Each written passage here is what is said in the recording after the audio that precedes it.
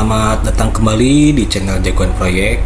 Di sini saya coba hadirkan video saat konstruksi proyek terminal batubara yang berlokasi di Tapin, Banjarmasin, Kalimantan Selatan. Mungkin kualitas video sini tidak terlalu bagus dikarenakan ini dibuat pada saat 2011 ya, yang masih menggunakan handycam, sehingga kualitas videonya tidak sebagus yang video-video zaman sekarang. Nah, kenapa video ini baru saya upload? Karena saya mencoba lagi merapihkan dokumen-dokumen proyek yang saya kerjakan, dan ternyata ada dokumen proyek ini yang saya pikir data-data ini sudah hilang. Mungkin sedih melihat teman-teman seperjuangan di proyek ini ada beberapa yang sudah meninggal ya, tetapi tidak saya sampaikan semua. Saya coba jelaskan tahap awal pekerjaan pembuatan terminal batubara ini.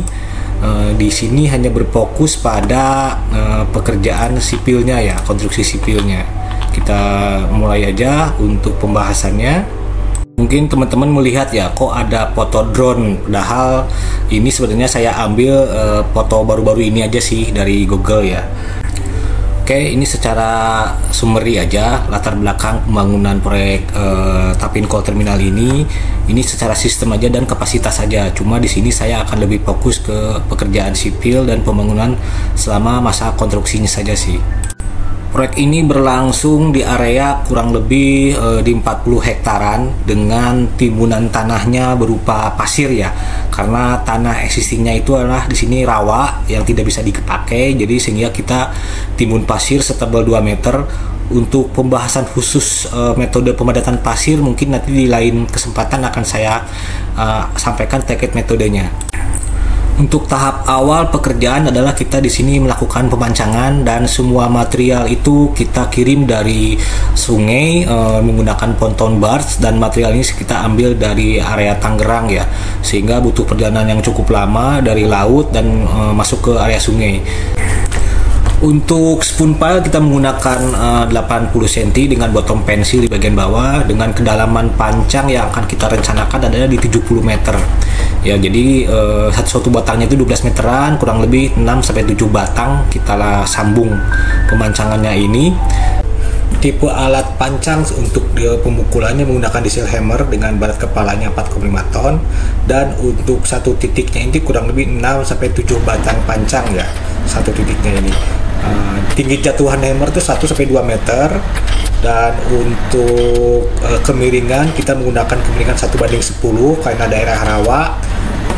Dan untuk end bearing panel set kita di sini sistemnya end bearing atau kena tanah keras di kedalaman 70 meter.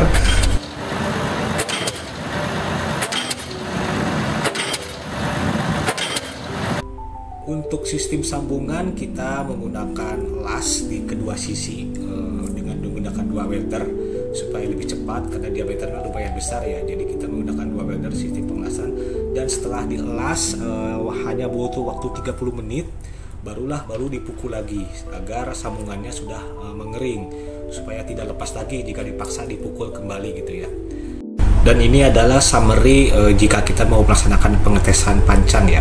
Kita menggunakan sistem PDA dengan daya dukung di 90 ton. Jadi ini hanya summary aja. Untuk mengetahui dia sudah ke tanah keras apa enggaknya, kita laksanakan panel set 10 pukulan di bawah 1 cm menggunakan kertas milimeter block ya. Jadi panel set ini adalah untuk mengetahui apakah pancang kita sudah kena ke tanah keras. Nah, ini biasanya suka ada masalah ya di kedalaman setengahnya itu, kadang pancang sudah final set atau sudah tidak turun lagi. Nah, ini biasanya kena lensa nih ya, artinya lensa itu ada lapisan keras di tanah tersebut. Coba aja dipukul terus sampai 20 pukulan, pasti akan tembus. Tetapi jika tidak tembus lagi ya udah stop, berarti pancang kita cukup di kedalaman tersebut dan daya dukungnya sudah tercapai. Tes PDA ini adalah untuk mengetahui daya dukung optimal dari pancang ini. Jadi kita pukul secara hammer secara maksimum selama 10 pukulan, harusnya sih 150% sampai 200% dari daya dukung yang ada. Jadi kalau misalkan 90 berarti harus 180 ton yang tercapai, dan tidak ada lagi penurunan, dan pancang juga tidak mengalami kerusakan atau patah. Digunakan tinggi jatuhan maksimum ya untuk hammernya ini.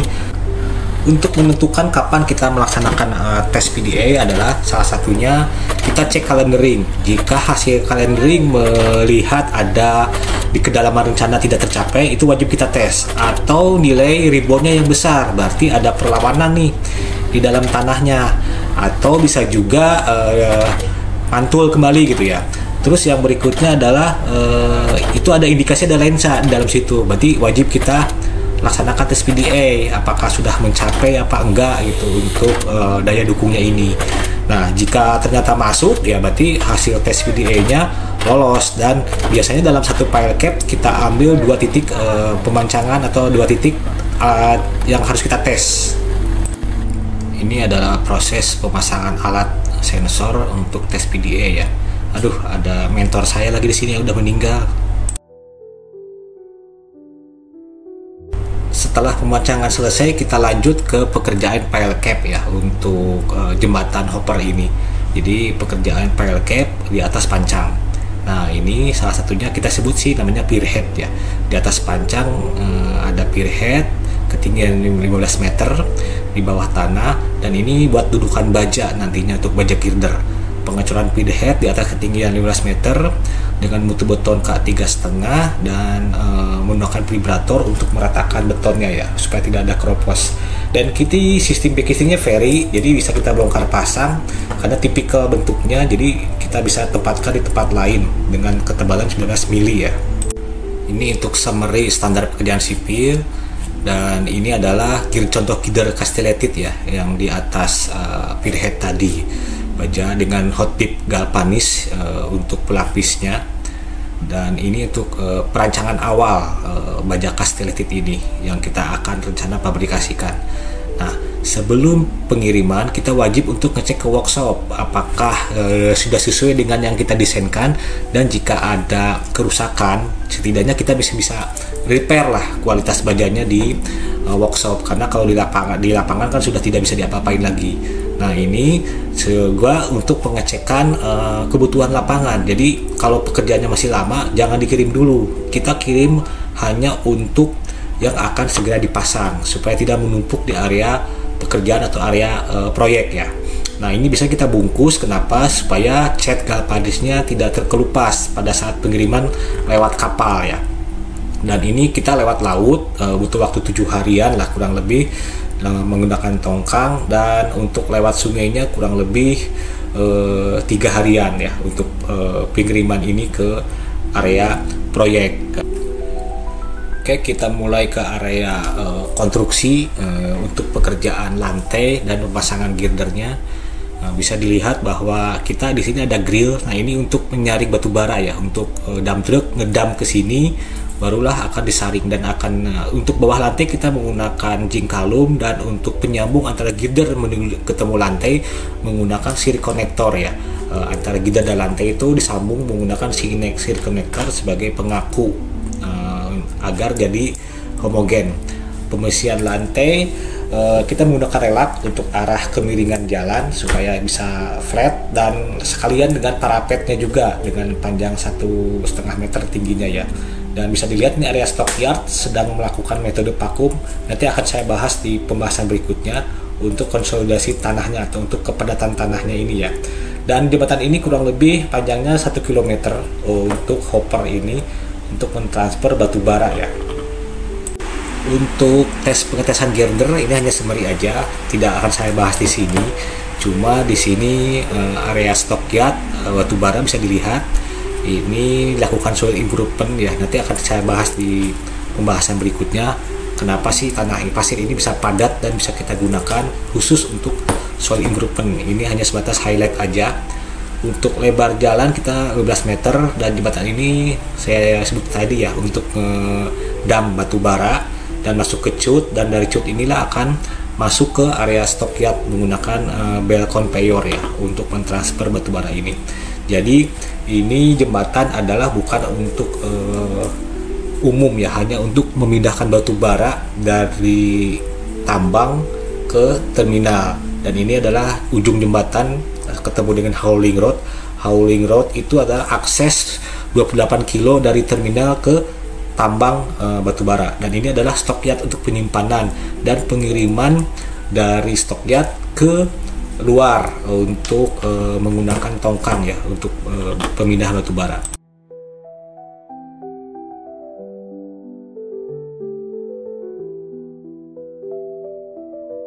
Ini yang saya tadi sebutkan bahwa kita ada chute atau dump hopper. Nah ini ya untuk penahan atau pengkolekting batu bara. Jadi dari grill tadi masuk ke chute ini, dari chute inilah akan ditransfer ke stockyard menggunakan belt conveyor ini, dan akan ditumpuk di area stockyard menjadi suatu gunungan batu bara.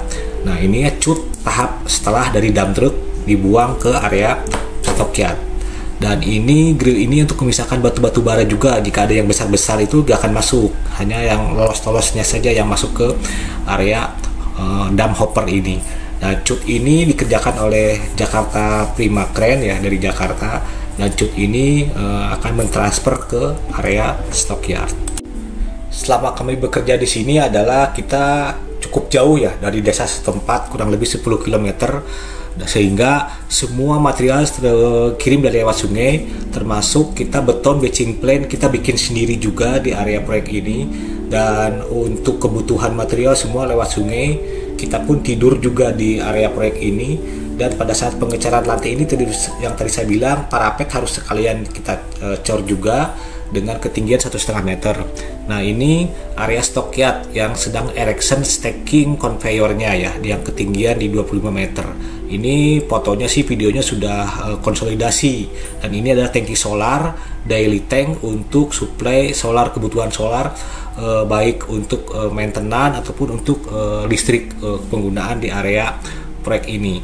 Dan ini di samping sungai Puting namanya ya, sungai Puting. Jadi stockyard ini samping sungai Puting, dan pada saat masa konstruksi ini kita selalu ada melihat kemunculan buaya ya. Jadi kita tidak diizinkan untuk benar-benar di samping sungai beraktivitas. Kita masuk pembahasan untuk konstruksi conveyor. Nah di sini kita menggunakan sistem belt conveyor untuk pemindahan batu bara dengan ketinggian 25 meter. Dan fungsi dari ini adalah memindahkan ya batu bara ke area stockyard. Dan pondasi ini tetap pondasi stacking menggunakan pancang, tetap menggunakan pancang. Dan saat ini aktivitas adalah untuk pelaksanaan erection semua peralatan conveyor ya.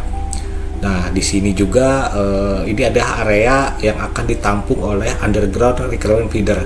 Nanti akan saya bahas. Jadi ini setengah terowongan ya, setengah terowongan untuk menampung batu bara. Nah dari URF ini akan ditransfer lah ke radian conveyor, barulah dari radian conveyor dikirim, dimasukin ke tongkang di jetty ya. Jadi URF ini nanti akan kita bahas konstruksinya seperti apa.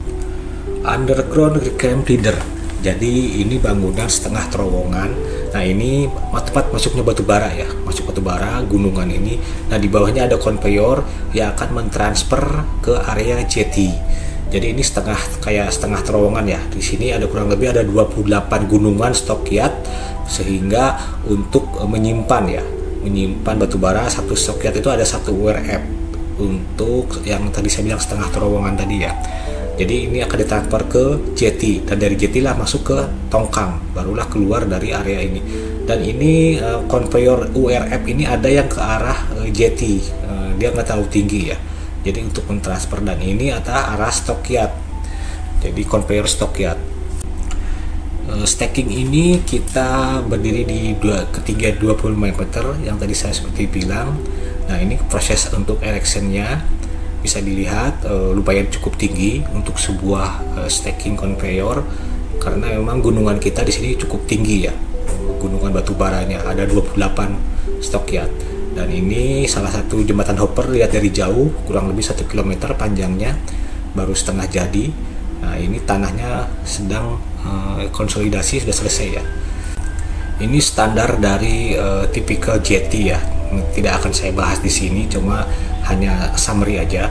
Jadi inilah pembangunan jetty radian. Kenapa dibilang radian? Karena setengah melengkung. Bisa dilihat di sini kita sama sekali tidak ada aktivitas di pinggir sungai atau menyelam. Ya, benar-benar kita menjaga supaya tidak ada digigit buaya, karena masih sering muncul. Jetty ini kita menggunakan pancang diameter 80 dan pekerja hanya boleh di samping sungai. Jika memang diharuskan ke tengah sungai harus menggunakan perahu klotok atau perahu kecil ya. Jadi benar-benar tidak diizinkan untuk memancing juga oleh warga sekitar karena akan memancing buaya untuk mendekat karena ada cipratan air. Jadi kita di sini benar-benar tidak boleh menyentuh air sungai Puting ini ya, karena emang masih rawa liar lah. Dan yang tadi saya bilang jetinya melengkung, makanya dibilang radian karena untuk ada relnya nanti di atasnya untuk mengisi ke area tongkang. Nah ini jeti radiannya dengan pondasinya menggunakan pancang tadi ya.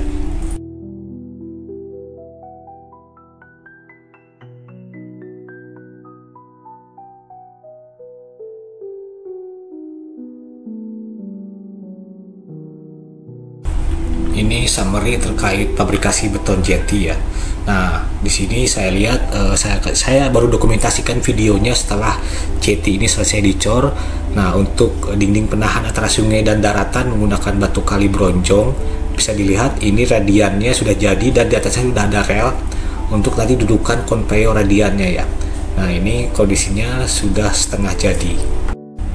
Kita masuk ke area yang tadi saya bilang underground reclaimed feeder atau setengah terowongan untuk penerimaan batu bara yang kedalaman di bawah elevasi tanah ini 5 meteran lah, bentuk setengah terowongan ada yang menongol ke atasnya. Nah ini kita sedang pengecoran dak URF-nya dan inilah nanti untuk dibebani oleh batu bara.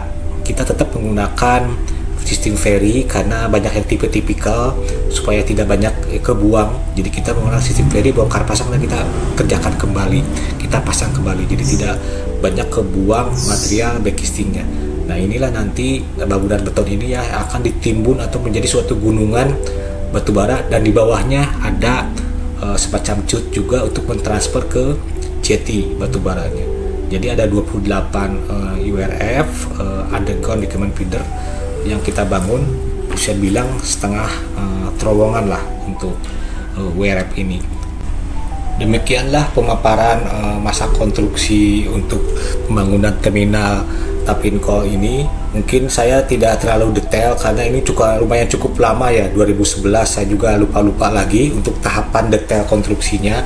Saya cuma dapat video ini, saya coba untuk mengingat-ingat kembali, tapi secara garis besar secara pekerjaan sipilnya yang sesuai yang saya sampaikan tadi di sinilah. Kalau secara fungsi dan beroperasinya ini mungkin di tahap berikutnya akan saya jabarkan setelah saya benar-benar menguasai dari segi sistem pengiriman atau sistem konveyornya ya.